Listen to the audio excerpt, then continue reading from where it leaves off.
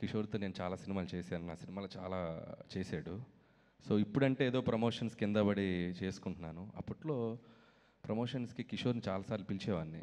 దా కిషోర్, రా కిషోర్, ప్రేమగా, ఆప్యాయంగా, ఒక్కోసారి బాధగా, ఏం కిషోర్ రాబట్ అన్న నాకు ఏం తెలియదన్నా, అన్న నేను కెమెరాల ముందు మాట్లాడలేనన్నా, అన్న నాకు చాలా కన్ఫ్యూజ్ అవుతానన్నా, ఇలా చెప్తుండేవాడు.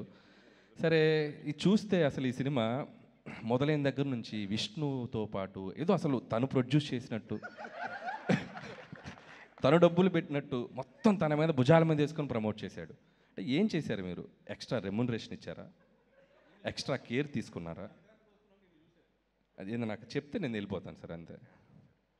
అంటే కథ వినగానే చాలా మంచి క్యారెక్టర్ ఇచ్చారు సార్, థ్యాంక్ యూ అని అన్నప్పుడు ఇది ఉట్టి క్యారెక్టర్ ఇవ్వడం కాదు, ఈ సినిమాని మొదటి రోజు నువ్వు వచ్చి సెట్ దగ్గరికి వచ్చిన దగ్గర నుంచి ఇది చివరి రోజు సినిమా థియేటర్స్లో నుంచి తీసేశారు అంతవరకు దీన్ని మోసుకెళ్ళాలి నువ్వు.